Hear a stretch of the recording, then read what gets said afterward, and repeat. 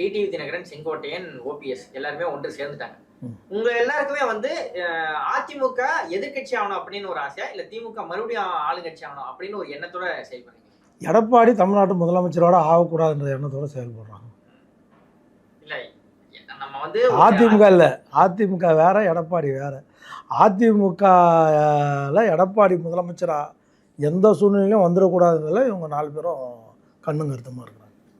அதிமுக வேற, எடப்பாடி வேறன்னு சொன்னா கூட இப்ப பொதுச் செயலரா இருக்காரு. அவரை நம்ம எல்லாரும் தியாகத்தளி சின்னமாக பொதுச் செயலாளர்னு போட்டுக்கிறாங்க, கல்வெட்டில் போட்டுக்கிறாங்க. ஓபிஎஸ் ஒருங்கிணைப்பாளர்னு தான் போடுறாரு. எல்லாரும் அதிமுகவில் யார் பொதுச் செயலாளர்? டிடிவி சார் வந்து அமமுக அதிமுக மீட்போம்னு சொல்லி அமமுகன்னு ஆரம்பிச்சிருக்காரு. அவரும் பொதுச் செயலாளர் தான் போட்டிருக்காரு. இல்ல அமமுக பொதுச் செயலர். இப்போ வந்து நம்ம தேர்தல் ஆணையத்தின்படி அதிமுகவோட பொதுச் செயலர் எடப்பாடி பழனிசாமி. அம்மா முன்னேற்ற கழகத்தின் பொதுச் செயலாளர். அம்மா யாரு? அம்மா அதிமுக தானே.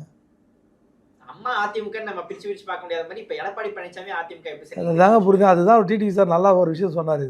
இது வந்து ஏடிஎம்கே கிடையாது, டிஎம்கேன்னு சொன்னார். அப்பயே புரிஞ்சுக்கணும், இது ஏடிஎம்கே, இது ஏடிஎம்கே கிடையாது. அண்ணன் வந்து அதுக்கான ஒரு ஸ்டெப்பு கூட என்ன சொல்கிறது, அது பேர் எபிலிட்டி, தகுதி, திறமை எதுவுமே இல்லாத ஒரு நபராக அண்ணன் இந்த தலைமைக்கான மாண்பு பண்பு வந்துட்டீங்க. வந்ததுக்கப்புறம் அதை தக்க வைக்கிறதுக்கு முயற்சி எடுக்கணும்ல.